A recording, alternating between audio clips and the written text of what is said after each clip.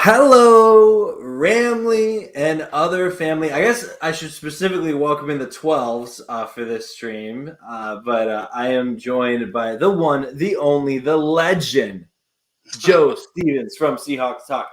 Joe, how are you today, my friend? Doing pretty great. How about yourself? Oh, dude, I am so excited and nervous and all the emotions for tomorrow. I like if it's been so long, we don't have to justify liking preseason football anymore. We can, even watching the Chiefs and Lions game was just therapy, and I'm so excited tomorrow to watch, Red Zone for the early game windows, and then when the Rams and Seahawks kick off. Oh, I don't care about my problems. I don't care about my, what my job or anything else that's going on in my life.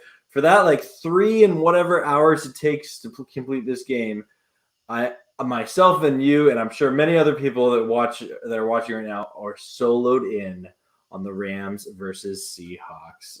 Yeah, So Joe, just before we get into it though, how long have you been doing this YouTube thing, and how's it going, and where can people find you? I guess. So it's been what? So, like, right a month before the draft. So that would have been March. So, yeah, since March, I've been doing it. My second ever show was with you, or third show, whatever. It was one of the very first ones I came I on with remember, you. no, that was a good stream. It's been a while, but yeah. Yeah. Yeah, so yeah, and then I do a weekly show on Wednesday with a 49ers guy, Ryan from No Border Sports, and then me and this lady Candace with Ethos Seahawks have been trying to do kind of a weekly thing, at least during the season. We will. So yeah, just find me at Joe Stevens Seahawk Talk. So Cool. And I put your link to in the description below. We got to give a couple of quick shout outs here in the chat. I see Giannis is here. We got Silly Fun Guy in the house. John from Pure Adrenaline Fantasy Sports. Good to see you as always. I like dogs, our resident Chiefs fan, who I'm sure is still getting over Thursday night, but he's saying he's going to watch the Broncos game. Okay, well, your choice, your choice. Then we got Eric here as well. Good to see y'all. Thanks for joining us, everybody. We're going to dive right into it here. I thought it'd be cool for us to start off. And for those of you who are watching, if you have any comments or questions, put them in the chat. Joe and I will react to them. We're just going to do a quick preview segment, and then we want this to be an engaging show, and we're excited to hear your opinions and things like that. So I'm just going to go here. This is the ESPN game preview here. oh sweet. And I just, yeah. So they're saying, according to their ESPN analytics, 62.7% are picking, that's the percentage of the Seahawks' chance of victory, where 37% is the Rams. And I'm guessing the difference is a tie. I don't know, or something. Yeah, The only yeah. I don't know. Yeah. Looks about right. I give us. I don't know anything about that. I mean, once the ball's kicked off, there's a 50-50 chance. I don't know about all totally. that analytics stuff. Maybe this is this like the percentage of people that pick the Seahawks to win? No, because I actually have that as well Okay. in this graphic here. And shout out my Pick'em League. If you haven't joined yet, you still can, and the winner gets a jersey of their choice, so you can join that. But go to my community tab. But here in the Pick'em League, they have of all the ESPN Pick'em users, 87% of people picked the Seahawks to win this game, and 13% picked the Rams. What do you? Do What you, do you you? have you have no idea how nervous this makes me, right? Seriously, like Okay, I we'll we were move we that. were going we were going through our picks the other day on this show. I think it was on Corey Davis's channel, and everybody picked the Seahawks to win just outright. I'm like, oh my god, because every time that freaking happens, we lose by 3 points. So Mhm, let's see. I don't know. The Rams always play us tough. I don't mhm. expect it to be a blowout. I do expect us to win. I really do. There's no excuse to lose this game. This is one you gotta win on paper. We should take care of business, but as you know, football's not played on paper. So we'll Right see on the how it field. goes. I'm Yeah. expecting a slow start for the Seahawks, a slow first half. And then I expect us to kind of pull away the second half. I'm thinking we're 4-point favorites. I think we win by 10 points. I really do. Okay. At the end of the game, when all is said and done, I think it's going to look closer. The game's going to be closer than a 10-point game, if that makes sense. But I think by the end of the game, I think we'll be up 10 points with like maybe a minute left or something. So no, and I appreciate the perspective. I know from the Rams fan perspective, there's a lot of different hot takes about the Rams right now. You have the people that are like, the sky is falling, Cooper Kupp is out, oh no, like we're tanking for Caleb Williams. But then you get the other like Ram fans that are like, oh, we're underrated, we're gonna make it to the Super Bowl. And I can appreciate both perspectives. I really can. I'm probably somewhere in the middle where I have this perspective of, we don't really know what this team is. There is so much turnover on the Rams, especially on the defensive side of the ball. I think our scheme is going to be a lot different. I think that our both on offense and on defense, just because we had a high coaching turnover, not so much, we still have our defensive coordinator, Raheem Morris and Sean McVay, but we have a new offensive coordinator. We have a lot of new assistant coaches. We have a ton of new players. Our offensive line is healthier and retooled than it was last year when we played the Seahawks. Aaron Donald didn't even play the Seahawks last year. And I know you love Aaron Donald. So to be honest, it's not as much Aaron. It's the presence of him, right? Yeah. He made Robert Quinn look like a bona fide first-team All-Pro every time we played the Rams, because we were so focused on Aaron Donald. That I get Robert Quinn was good, but whenever we played the Rams, I'd always think, God, what's everybody talking about Aaron Donald for? This Robert Quinn is awesome, but all the attention goes to number 99. So we'll see. We'll see. Our offensive line should be improved from last year. And I don't know. I just looking at the Rams roster, I don't have it in front of me, obviously, but just off the top of my head, I can't really name a lot of guys. So it's like Taylor Rapp, is he still there? Nope, he's gone. Okay, well, Aaron Donald. Yeah.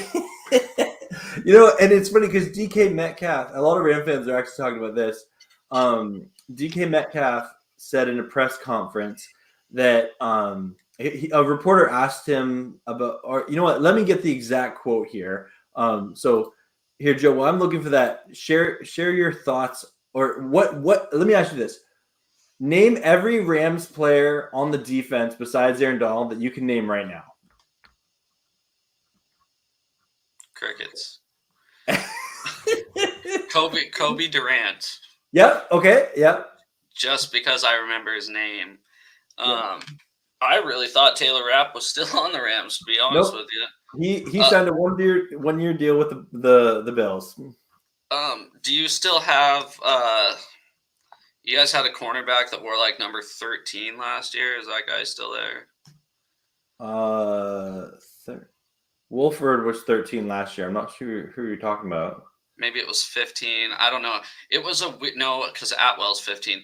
It was an odd number for a cornerback. I remember it was a number between obviously 10 and 19, but I couldn't tell you his name. Okay. Well, you're not the only person connected to the Seahawks that said that, and we have here so today a reporter asked DK, or this was September 8th. Reporter, what are your thoughts on the Rams secondary? That's my reporter voice. And DK, this is my DK's. To be honest with you, I can't name one player in that secondary. And to which Ram fans, including myself, was like, bulletin board material. Here we go. And I'm. Oh, go ahead.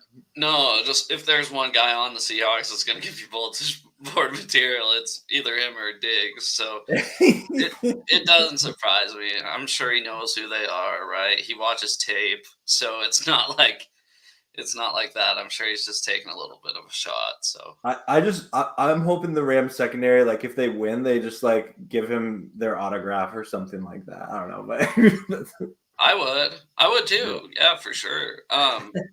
So tell me your 4 4 or 5 defensive backs that I might remember. Oh, you don't. You probably don't. But but so the Rams. So first, you need to know is Jordan Fuller, our starting safety, who was injured a good chunk of last year. He is an underrated safety. He's very good. He like I'm really excited about him. Then we've also brought back John Johnson III, which he was with the Rams when the Rams had the #1 defense back in 2020, and we beat the Seahawks in the playoffs. Yep. So John Johnson, awesome, yeah. He lost. So he went and got a big contract from the Browns. He was with them for a while, and then now he's headed back. He's with us, and secured that. We signed Witherspoon, who played for the Niners and then the Steelers. Akello Witherspoon. Yeah, Akello Witherspoon. He was with us for a little bit. Sorry. Preseason. Yeah. Maybe.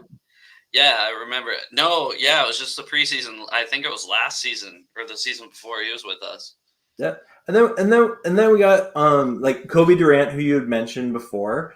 And honestly, it's quietly a secondary that has a healthy balance of veteran players, second-year players, and some influx of talent to it. So with you guys, I guess moving past this game, not really, not trying to move past this game, but this season, I guess, what's your outlook? Are you looking to? Because with the Seahawks last year, I didn't expect us to make the playoffs. Let's be honest. I thought we weren't as bad as everybody thought. I'm sure you think that about the Rams. You think you're like a 7-win team, which is what I thought of the Seahawks last year.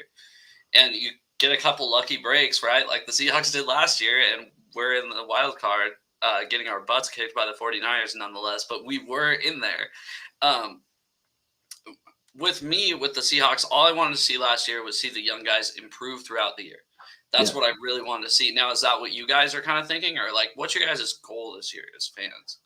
I think competing to make the playoffs is in the goal just because of having Aaron Donald, having Matthew Stafford, Sean McVay. Like I don't see Sean McVay being a coach who would want to be like, oh, we're content winning 5 to 7 games or things like that. A lot now. Again, I stand by this, and I'll live on this hill. We don't know what this Rams team is, just because we were so banged up. There's been so much, like turnover, especially on the defensive side of the ball. I do think there's optimism, rightfully so, just because besides Cooper Kupp and Stetson Bennett, our backup, is injured right now, and then we have a third string tight end who went on IR as well, Hunter Long. We are healthy. And we're not, in the same era that we were in last year, where it's just like, who's starting on the O-line? Like we actually Baker Mayfield. Yeah, no, like quarterback. It was like, what? Yeah, and so with that, like I really do think people are sleeping on the Rams because like Ram fans know we were a super banged up team last year. And that was a large part of why we lost so much. This year, given our coaching staff, given the influx of new talent, I really believe this is a team that's going to be more competitive.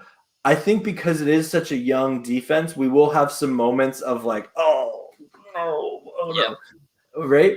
But I also think we're going to have some moments of like, okay, did not expect that. And it's kind of fun being a Rams fan right now because, when the Rams are like Super Bowl contenders, there's like the bandwagon people that are like, yeah, I like the Rams. And then I now, totally get it.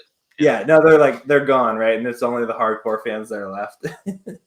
Yeah, and that's how it was. I mean, even just last year with the Seahawks, there were people that hopped off when Russ got traded.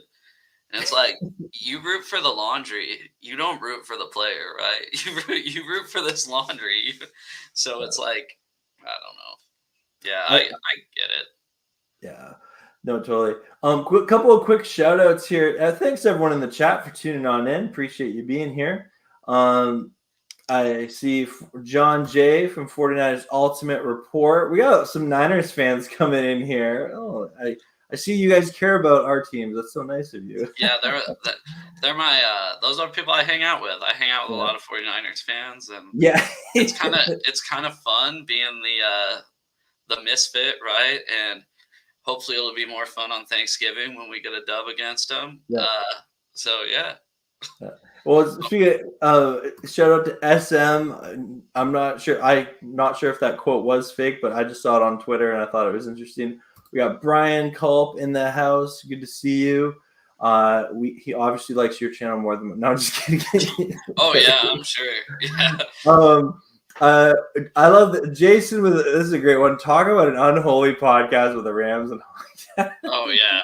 Right. We got Watchman 77. Good to see you. I know he's excited cheering on our Rams.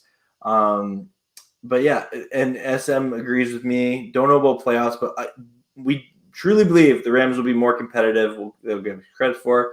Up and coming Rams content creator Rams Oholic, who I'm collabing with on Monday. Really excited to hang out with him. Awesome.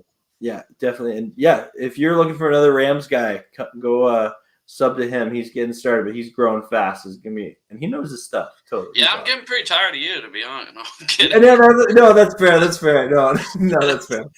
Sinjin in the house. Good to see you. Is it Saijin? Yeah, maybe Sai-Jen. Yeah. I've literally, for years, I've been calling him Sinjin. Wow. Okay. Yeah. Anyway, guys, we appreciate everyone in here coming on in. We got Bebop Jones. Appreciate you. Let's get back to the preview here, but that's so funny. Side chat. Anyway. Joe, question for you. Okay, I want to talk Geno Smith for a bit here. Yeah. Because anyone who's not a Seahawks fan, including myself, has this like hot take about Geno Smith that's not a hot take. Because it gets like to me, a hot take is like rare, it's different, things like that. But I've heard so many people from other NFL fans, and you've heard this too, being like, Geno Smith, he was a 1-year wonder. I don't see him, duplicating what he did last year. And it's like this expert analysis, but like, where is your faith level in Geno Smith as your starting quarterback at? I give it 100%. We're on board with him. Let's be honest. I don't see him regressing. I really don't. I don't see him progressing either. If that makes you guys feel any better, I'm not delusional thinking, oh man, this guy's going to be AP All-Pro, the first team this year. Yeah. But I am thinking, as long as he gets the ball to where he needs to, his job is to be the point guard of the team, right? Yeah. So he needs to get the ball where he needs to, and not hold the ball for too long, and I think he'll be fine because he did awesome at that last year. That's what he did, and you didn't see any signs of regression throughout the year because he started pretty hot. Like he started hotter than the middle of the season. I wouldn't say he regressed. I'd say the team as a whole kind of was slipping for a while, and then he ended pretty strong. I don't see him regressing. I don't know if you do personally. And what would make somebody seem like that other than just history of him? Yeah, I honestly think Geno found his like what he is as a quarterback, and he's surrounded with talent, at the wide receiver position, and he's got a steady run game. And I think if the Seahawks are allowed to run their game plan, Geno Smith is very dangerous. I'm not convinced that Geno Smith is someone that like, okay, if you're down 10 in the fourth, is Geno Smith the one that's going to lead that comeback? I'm still not that he can't do it, but is he going to do it every time, if you know what I mean? No, and that's the thing is there's so many weapons around him now that's what I love about this team compared to past Seahawks teams is, let's say 2018 is when it really started because that's the year that the LOB was officially dead, right? Everything was on Russ's shoulders at the end of the game. But if we can get a screen pass to Lockett, Metcalf, JSN, Walker, Charbonnet, right? I mean, as long as he gets the ball there and doesn't make dumb decisions, that's what I want from a quarterback. Let the guys Let the guys Mhm. get open and make your throws. So Yeah. if that explains at all, I don't want him to be a Mahomes. I don't want him to be a Josh Allen. Nobody's asking him to do that. They're just asking him to make the right decisions, and which he showed last year that he was very well capable of doing. So Okay. Okay. Cool. Yeah. sorry, I don't know if that was dancing around the question at all. I don't think it was. No. Like that's a beautiful thing, but especially right now, like not a snap of. Well, I guess some snaps have been played on Thursday, but other than that one game, not a snap of football has been played, and so it's going to be interesting. I think Gino went from having no expectations to now he does have them, and so it's going to be interesting to see if he can meet those expectations or exceed them or not beat them. So, yeah. Well, the only thing I'd say about that, about people saying, "Oh, that Gino has expectations now and he won't perform," is the fact that Pete and John had expectations for him last year, obviously going into the season, for one. And then mid-season last year, you can't tell me there was nobody that had expectations of Gino week 8 last season. True. So he did. And I mean, he's handled it like a pro. He's definitely matured a lot, not only as a player, but as a person. And that's what you love to see, because I hated our quarterback the last 4 seasons.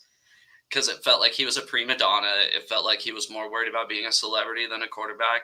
It's just like a breath of fresh air with this guy. It's awesome. So he's really earned it, right? Yeah, absolutely. And humble. He's a guy who he's not going to talk a lot of trash. He's not going to be like, not even talk trash, but just me in the media. He's not at all going to be like that. So it's just a breath of fresh air from what we've had the last 10 years, more specifically the last 4 seasons. Okay. Fair enough. Sorry, I can go on and on about Gino. Oh no, I feel the same way about let's talk about the Rams quarterback situation. Yeah, I was going to ask about that. Yeah, so Matt, I honestly mean it when I say this.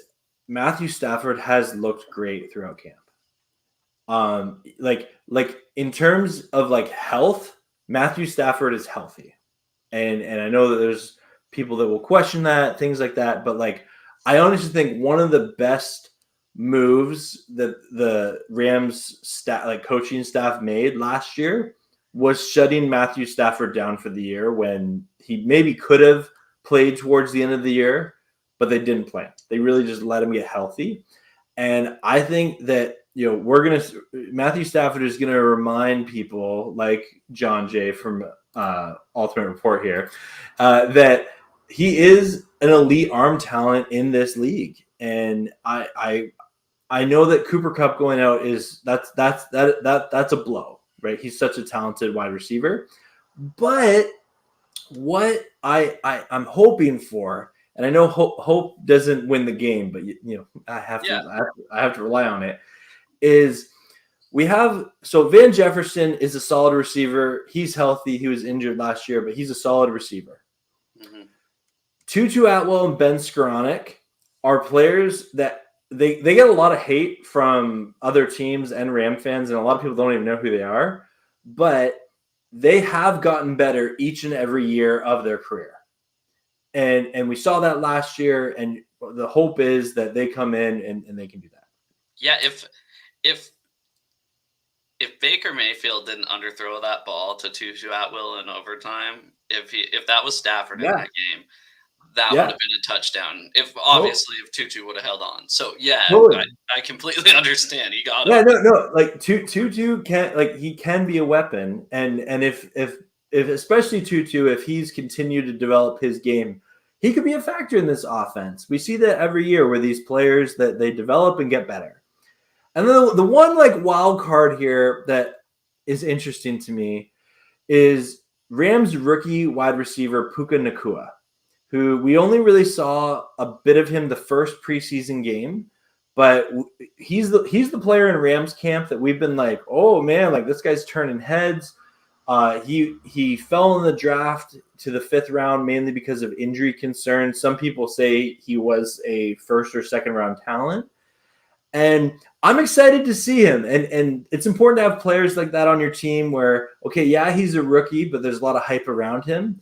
And so because Cooper Kupp isn't there, we're going to have a plethora of options. And Pete Carroll said even earlier this week, saying that, when they don't have Cooper Kupp, you don't really know who they're going to be throwing the ball to, that adds a different wrinkle into the game plan. So, and is Higbee still there? Oh, yeah. Big rig Tyler Hick. Oh, yeah.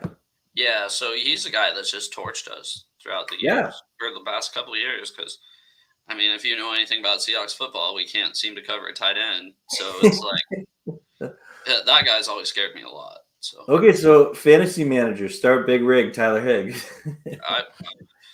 I would. I mean, we definitely shored up a lot.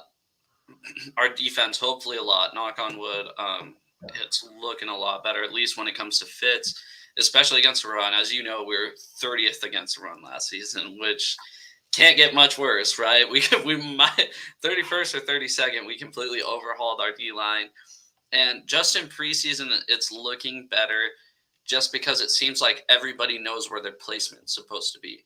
Mm-hmm. Where last season, in the preseason and going into the season, it's like the linebackers and the D line weren't on the same page. And now we have Bobby back. We have Jordan Brooks, Devin Bush, all three pretty solid inside linebackers. I like it. Mike Morris is actually going to play week 1. The only guy that's really questionable right now is Devin Witherspoon, the 5th overall pick. Okay, interesting. That's good to know.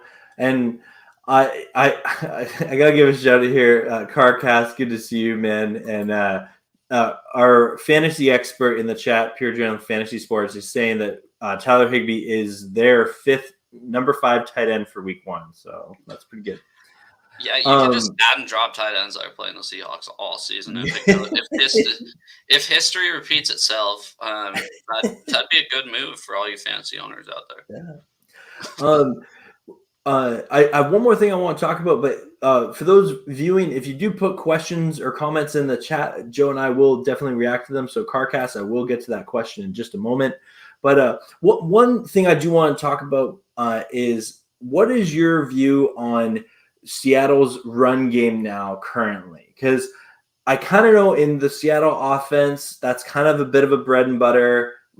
Like most West Coast teams, you got to get the run going to set up the pass, things like that. What are your thoughts on the current state of Seattle's run game? I think they're going to do the opposite this year, to be honest, Okay. with all the receivers. And I'm obviously not the only one saying that. There's a lot of Seattle guys on the radio saying it.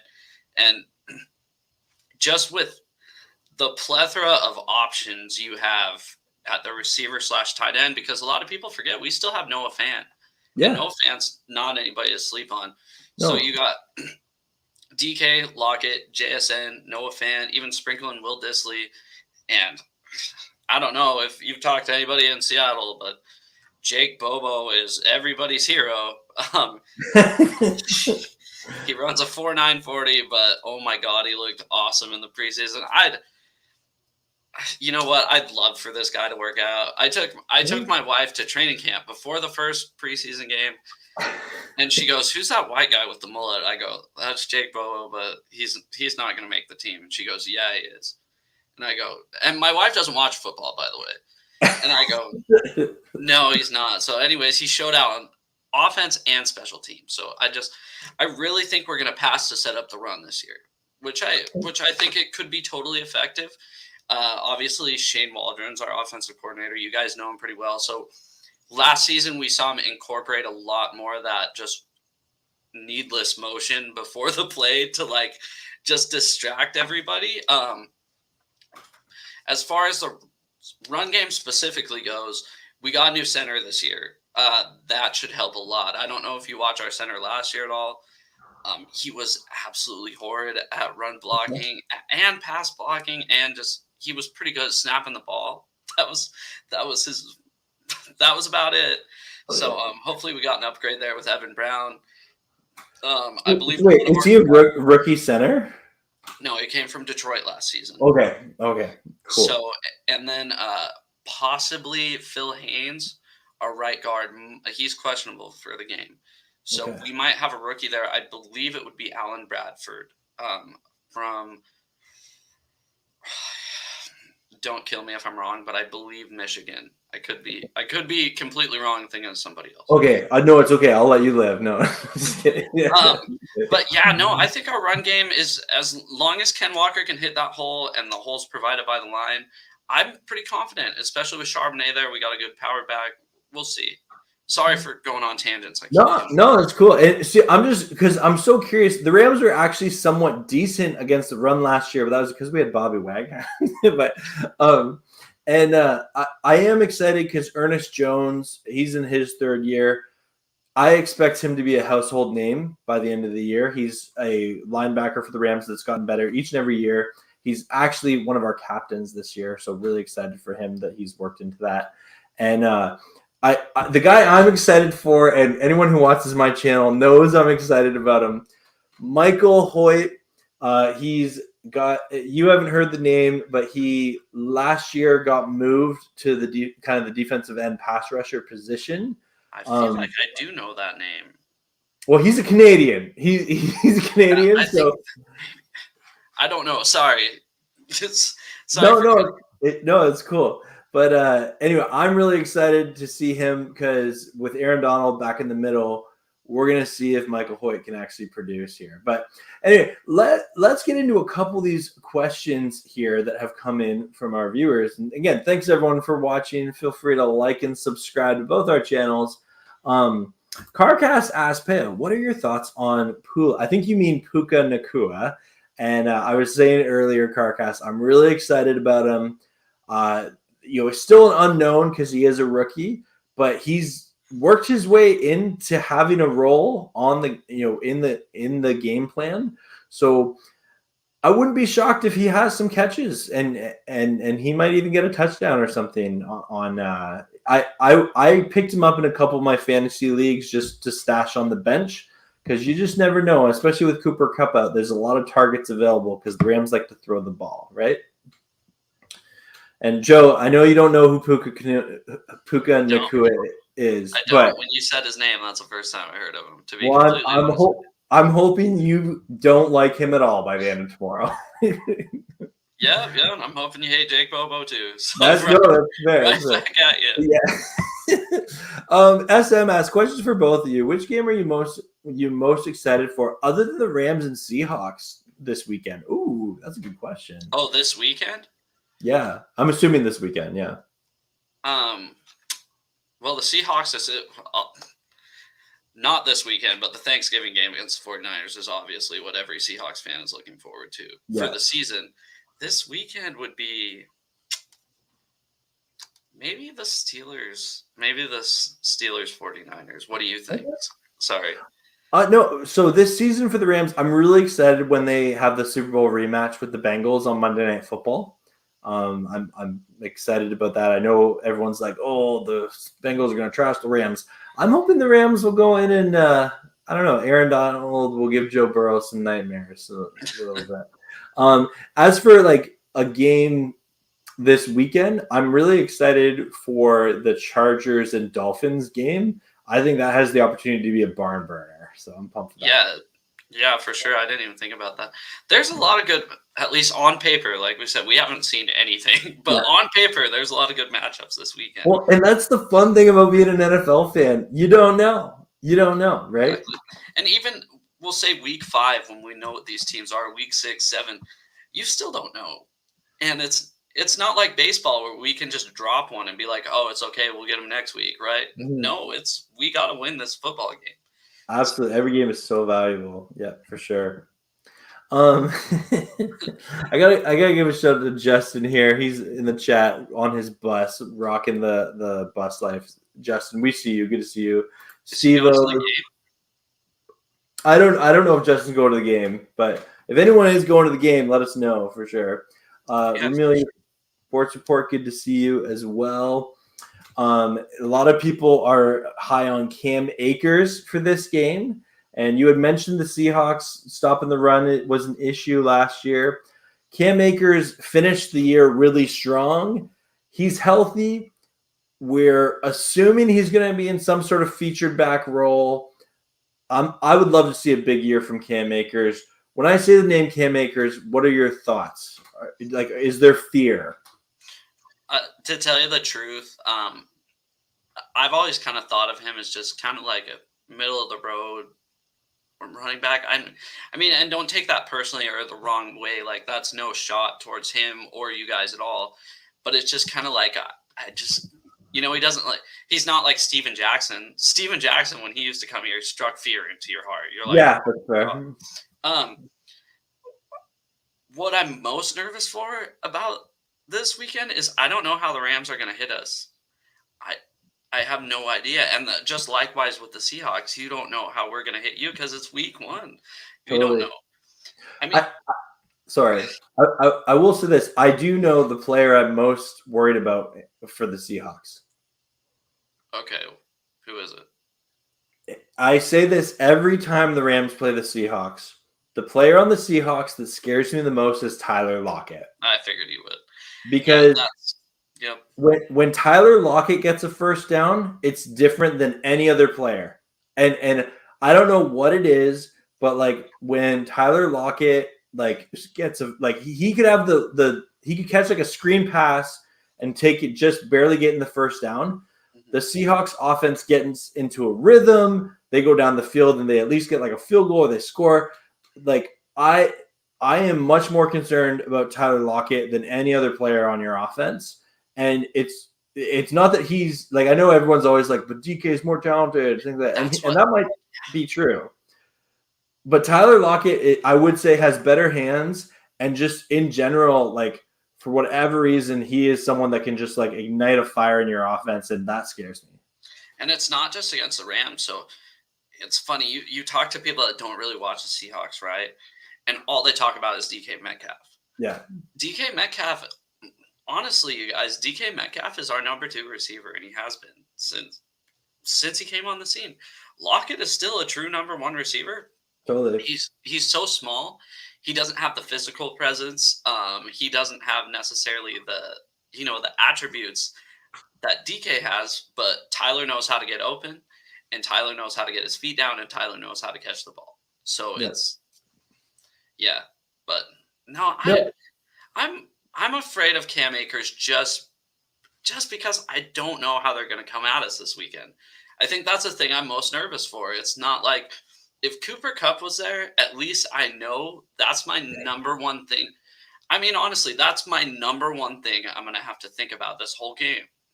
It's like we played the Titans a couple of years ago, right?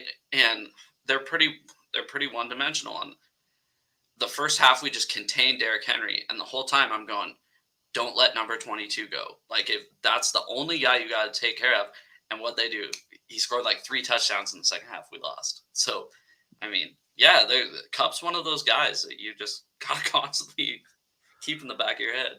Oh yeah, like I would say that like the Tyler Lockett effect for the Seahawks, like Kupp is that for the Rams, and now that we don't have Kupp, we're gonna need other players to step up, right? And I think that we have the talent to do that. I didn't even mention earlier, signing Demarcus Robinson as a veteran receiver. Like this receiving group has more depth than it did last year when the Rams played the Seahawks. And again, they almost beat the Seahawks, even though they were super banged up. And I know that was, that was a true division game. The Seahawks were trying to and made the playoffs. The Rams were trying to play spoiler, right? Mm-hmm, exactly. And that's another thing. I would not put this as a lock, as a win. Like I said, on paper it should be. But I don't care if it's the Cardinals. And the Cardinals, they're bottom feeders of the whole NFL this season. I'm still a little nervous to play the Cardinals more than I would be to play certain teams just because we know each other so well. Yeah. And obviously they don't know us as well. They got a new head coach, a lot of turnover. But Sean McVay knows Pete pretty good by this point. What was his first year, 18 or 17? So 17, right? Or no, 16, right? I don't know off the top of my head. Yeah, but anyway, he's been there a while, so yeah. they know each other pretty well. Oh, sorry. Yes, Sean McVay was there in 2017. Yes. Okay. Sorry. I had a brain labs. I thought brain labs. Yeah, no. 2017, one of the greatest years of my life. No, when Sean McVay got hired by the Rams. Yeah, that was the year you guys spanked us at home, and I was like, oh my God, I remember going into that game thinking, boy, yeah, if we just sneak this one out, win next week, I think we can take the division. Is what I was thinking in my head. Boy, from the jump, I was like, yep, this isn't our year. Oh, those are tough games. Those are tough here. I like dogs here just because you were talking about the Cardinals. He was bringing up this. He said, "Do you guys care that much if the Cardinals upset Washington tomorrow?" I'd laugh. You know what? For me, it depends how they do it. If it's like this shocking, like if it's more the Commanders lose the game more than the Cardinals winning the game, like I'd be like, okay, like cool, stuff like that. But if for some reason all of a sudden the Cardinals like destroy them like 53-0, Yeah. I'd be like, okay, where did that come from? Right? Yeah, Josh Dobbs, their quarterback, has been there. Yeah, Josh at like 450 and 5 touchdowns or something. Yeah, I'd be like, there's no way they can repeat it. One thing I did want to say about Ahkello Witherspoon, now that I see that he's 6'2" and I kind of remember who he is now, he did not look good in the preseason he played with us. No. I don't know if he looked good with you guys this year, but I just know that I just remember him sticking out, not in a good way. He didn't really play in the preseason because I know like so the Rams traded for him and I think it was a good. Sorry, we signed him. No, we traded for a guard from the Steelers. No, yeah, no. Like I'm excited about Kobe Durant. So shout out Rudy here. Thanks for this comment. Kobe Durant, really excited about him. The Land Shark. Ahkello Witherspoon. He's a veteran. Presence to add to this secondary. I like that. And then Trey Tomlinson. He's a rookie. He's LaDainian Tomlinson's nephew. He's looked really good in the preseason when we've seen him play. Better be fast. If he's LT's nephew, you better be quick. Yeah, we'll see. Quentin Lake, a second-year guy, lots of potential there. He at times was solid last year, and you hope he continues to develop. Jordan Fuller, he's honestly a top-tier safety, just was injured last year, but he's a very intelligent player. So excited about him in this secondary. But honestly, this Seahawks wide receiving core is going to be a really good test for this young secondary unit. And I'm nervous, but like the good kind of nervous, excited for it. Well, like I said, I know you have expectations for the Rams, but a lot of us, let's be honest, like me, I see a 7-win football team. That's just me, and that's just me being brutally honest with you. You study the team more than I do. Like, I named one player on your guys' defense. So it's just I'd just be looking for, like, I know you don't want to think this way, but say they start off the season 0-3 or 1-4 or something like that. I'd just be looking for steady improvements throughout the year. Like, that's what I really want to see. Like the Lions last year. I mean, look at how strong that. Yeah. They finished here. Yeah, we whooped them at the beginning of the year, right? And then at the end of the season, if they would have got into the playoffs because we'd have lost to you guys, I think they would have been a team to kind of reckon with in the playoffs. So no, they definitely would have been for sure. Like they're a team that got progressively better throughout the season for sure. Rudy brings up that, and I'm glad I was going to mention this, but I forgot to. Is he said surprising he doesn't? That's my Rudy impression. Actually, he has a deeper voice. Surprising. No, that's not. I'll stop trying. Surprising he doesn't see Akers as a good running back. Akers ran through Seattle a couple of years ago in the playoffs. Yeah, that's true. It was pretty good in the last game, 104 yards rushing on 24 carries. And that was behind a super makeshift offensive line. This year, especially at the interior position, if the Rams are healthy and improved there, I think the Rams offense could get back on track to, not struggling to get past half. No, that was no disrespect towards Akers. I just don't see him as the guy. But like I said, I watch him twice a year, maybe 4 times if they're on national media or national games. So I definitely think if Akers is locked in, he does have the potential to be a top tier quarterback, top tier running back in the NFL. It's just health has always been a concern with him at times, and then also just getting decent, blocking on it here. Rudy has a question here for you. It says, does it bother your guess that that's you, Joe, that the NFL sees Geno as still Geno, meaning he played good last year but regressed as the season went on? We see him being as good as last year. So we talked a little bit about this, but do you want to expand on Geno Smith? Yeah, so what I'd say is I don't think he regressed as the season went on. I'd say he got a pretty hot start. And then towards the middle of the season, he wasn't like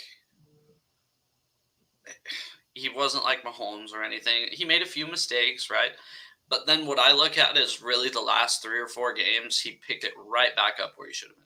And in the playoffs against the Rams, that first half, I mean, he looked solid. It was really our defense that lost that game. So I just say I was weary going in on Geno last season. I thought that Drew Lock was our guy, and I was wrong. I just say, just watch his demeanor, watch his poise in the pocket. I think he looks good, and I could be totally wrong, but I think he's going to be decent. Okay, well, we'll see. We'll see. I'm excited to see Aaron Donald and see if he can get after Geno on Sunday for sure. So say we're double. Oh, sorry. Go ahead. Oh no, go ahead. Go ahead. Say we really lock down Donald all day because we're sending 2-3 guys after him at a time. Who else are we looking for? Who's so Michael Hoyt, who I mentioned earlier. Okay. I'm calling him the Canadian Yeti. Hoping that catches on. And then we will have like pass rushers through rotation. The really kind of the guy wearing the green dot this year is Ernest Jones, who I had mentioned before at the linebacker position, who apparently had a really good relationship with Bobby Wagner last year, and Wagner taught him a whole lot. So you hope to see that development there. We don't know what this Rams pass rush is going to be. Like Aaron Donald, he's someone who can collapse a pocket. He's not happy with how last year finished. Like he's been very healthy his whole career. Like last year was like the first time in his career he had missed time because of an injury. And so I'm really excited to see Donald back on the field because I've seen every snap of his career, and he's such a treat to watch as a Ram fan. I'll quickly do this. Carcass, I'll be honest with you, I don't think Taylor Rapp was that much of a loss. Myself and a lot of Ram fans would get frustrated with Rapp. He wasn't the worst safety, but I'm not concerned, and I actually think with Jordan Fuller and John Johnson, our safeties might be better this year. And then Brian Cole, we just signed him. We signed Brett Maher. So that's terrible, dude. Hey, we had a rookie kicker who in the preseason looked really bad. So I'm okay signing a veteran kicker. I know Maher has had some horrible misses, but I'd rather a veteran kicker than what we had. So we'll see how it goes. The Seahawks tried the Blair Walsh project after he got cut from Minnesota, and I never trust kickers again. Well, I'll say this. The Rams had Matt Gay after he got cut by the Bucks, and he went on to be like a phenomenal kicker, and we couldn't afford him anymore, unfortunately. But did he get cut for like missing kicks all the time, or was he just... Honestly, I didn't follow the Buccaneers enough. But the Rams signed him like mid-season back in like 2020. Or sorry, no, that was 2019, yeah. It was that recent. It felt like he was with the Rams forever for some reason. Yeah, it's been like... No, because you guys had Greg the Leg, right? That's who was... Yeah, and then when he left because of money, we drafted Sam Sloman, who was really bad. And then that year we had like 4 different kickers. We were like the kicker carousel team. That's just not fun. And then mid-season we got Matt Gay, who, for all intents and purposes, was a phenomenal kicker. We won the Super Bowl with him. So I'm hoping for that story with Brett Maher. Yeah, kickers scare me, man. To be completely honest, after a couple years with mediocre ones, you guys took our franchise's best kicker of all time, I believe, in Josh Brown, and Oh that's yeah. Oh, I remember Josh Brown. Yeah. Yeah, he yeah. was great. Uh, um I like dogs is question. If the Rams came to the AFC West and the Raiders went to the NFC West, who do you think would succeed more? That's a really interesting hypothetical question there. I like dogs. Joe, I like dogs as a huge Kansas City Chiefs fan. So I'm gonna say the Rams just because I think the Raiders are a horribly ran franchise. Yeah. Yeah, let's be honest. The Seahawks almost went back to the AFC West when The realignment so happened. so it was like the Chargers and the Raiders were going to move to LA or something, but they didn't want two division opponents sharing the same city, so they're going to ship us back to the AFC West and like move the Chargers to the NFC West. That obviously didn't materialize, but that was in the talks. So Totally, yeah, and it's always funny, when I think of, if the day ever comes where the NFL does realign because they add like more teams and things like that, I'll still always like, even if like the Seahawks move to a different division or the Rams move to a different division, I'll still, because it's like embedded in me, I'll still view the Seahawks as like that team. Like I remember, like, don't take offense to this, but like Ram fans calling them the Scumhawks, like whenever they beat them, like, oh, the stinking Scumhawks beating the Rams, yeah. or like, yeah, we beat down on the Seahawks, or like I saw the funniest meme I've ever seen for trash talking the Seahawks.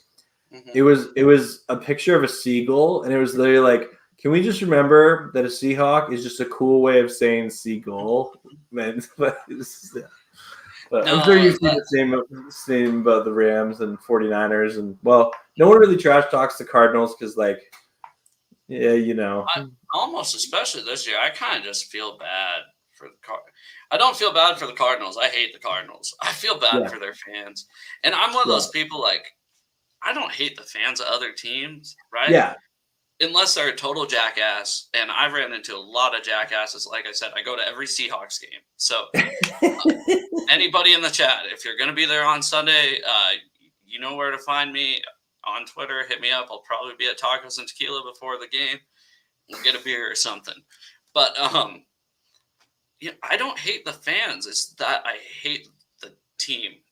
Yeah. No. Totally feel that. Totally feel that. I mean, obviously, there are certain ones that I can't stand. Like, I haven't been to a Raiders game. Those are the only games I don't go to. Last Raiders game I went to was 2007 or 6. I don't go to them. No, that's fine. Mm-hmm. Oh, well, it's still cool though that you get to go to Seahawks games. I know I'm far away from where the Rams play, but I'd go to every game if I could. But I'm thankful I get to be on the internet and host watch parties for all the Rams games. I don't know how you do that. I can't watch the Seahawks. I have too much of a mouth during the game. I don't know if I could. It wouldn't be FCC appropriate, that's for sure. You know what? Well, for me, where it's like there's no other Ram fans where I live, so like for me, it's a community thing of like I love watching the game because other Ram fans like watch it with me and like will react with me, and to be honest, yeah, it's almost like having a buddy, watching it in your living room with you or something. Totally, yeah. Because for me, it's therapy, right? So I don't have to watch it alone. I can be like, that was such a bad call. Why'd you call another third and long bubble screen, Sean McVay? But then at the same time, be like, yeah, that third and long bubble screen worked this time. Yeah, at least through the ups and the downs, at least you're with those ups and downs with other people, and Totally. that's what I tell everybody. So like, you don't have to be the biggest Seahawks fan to go to the Seahawks game. You don't have to be. At least us Seahawks fans, when we're at the game, at the stadium, I think the reason that we don't get into it with each other unless somebody's like totally drunk or something is that everybody's there for the same common goal. Like, nobody's going to judge you. We're there to root on our team. And then I'm there. I give I give crap to other fans, but I do it in a joking way to where I make sure that they know I'm joking before they get mad at me. And I expect them to flip it back to me. So totally, yeah. On that note, I want to. I know we're almost an hour here, but I want to get your thoughts on Jamal Adams. He's injured. He's out. But like, when you heard that news, were you surprised when that happened? I'm surprised that he's on track to play within the next 2 weeks. Yeah, I really didn't think there'd be a chance he'd play week 1. But obviously, he's not. Looking like maybe next week. I'll tell you what. I'm obviously not impressed with Jamal's coverage skills. I'm not impressed with Jamal's ball skills. Some people hate me. Some people love me for saying this. This is like the number one thing that has divided the Seahawks community. I'll just tell you right now, Jamal Adams trade was a bad trade. Yep. And it sucks that we gave up that much. It sucks that we gave up that much to get him. Because I think he'd be viewed a lot differently if we didn't give up 2 first-round picks for him. Yeah. Anyways, they're going to use him a lot differently this year. I think he'll be more like a hybrid linebacker. We got Julian Love from the Giants playing strong safety. Obviously, Quandre Diggs, free safety. Tariq Woolen, Mike Jackson, Kobe Bryant. And then we'll see where Witherspoon fits in. I think he should play in the slot. Yeah. I don't know what my thoughts on Jamal is I hope he can get better at coverage, but he's a little old for that improvement to be made. That's fair. That's fair. And for the record, like, sure, it was a bad trade, but like the Jets didn't do anything with those picks. They got Garrett Wilson. Oh, is that okay? Well, okay, so they might still do something there then. Okay, that's fair. Yeah. But Sai-Jin said you are not alone with that trade, there, Joe. I know I'm not, but there's a lot of people that are against me too. It's a totally if they would have gave out 1 first-round pick, it would have been one thing, but the fact that it was 2. Yeah. I mean, so there's been 3 defensive players ever traded for 2 first-round picks. Jamal Adams, Jalen Ramsey, Khalil Mack. Now, yeah. I think you can see which one is the outlier, right? Yeah, ouch. Yeah, that's fair. Quickly, I Like Dog says, who do you think wins between the Packers and Bears tomorrow? I'm going Bears. I'm going Packers. Okay, fair. I think Love will have a pretty good debut. Yeah, that's fair. Plus the Packers. I know they had Rodgers, but I think the Packers have owned the Bears for a while. Yeah. Yeah. Well, we'll see. We'll see. Bears fans have been talking a lot of smack all off season, considering they were the worst team in the league last year. But we'll see. Sai-Jin, I have no clue how to answer this question. I've not done research. It depends where work would take me, but it'd be cool to live like close to the Rams. I wouldn't mind. The States is cool. I'd be pretty content anywhere. Anyway, that being said, Joe, this has been awesome, man. It's been fun talking Rams Seahawks. Good luck to your team tomorrow. Yeah, you too, man. I hope, obviously, they lose. But regardless, totally respect you as a fan, as a content creator. Really appreciate you reaching out for this collab. This was a lot of fun. Thanks for having me. I really do appreciate it. I mean, sorry I went on so many tangents, but it's almost football season. So. Oh yeah, no, totally, man. No, dude, I am so glad. Like, people who don't understand like the content part of being like content creator in the off season, a lot of your content has to be like highly speculative or just reporting on news that might happen, right? Like, should the Rams trade for this play? Like, and I don't like doing that kind of content. I kind of stopped doing it. Like, unless there's an intelligent discussion, I'd rather, just keep it, okay, let's talk about what's actually happening. Let's talk about like previewing a game like this, right? That like getting the meat and potatoes of it, you know. Mm-hmm. I'll definitely. So, are you going to be live streaming the game?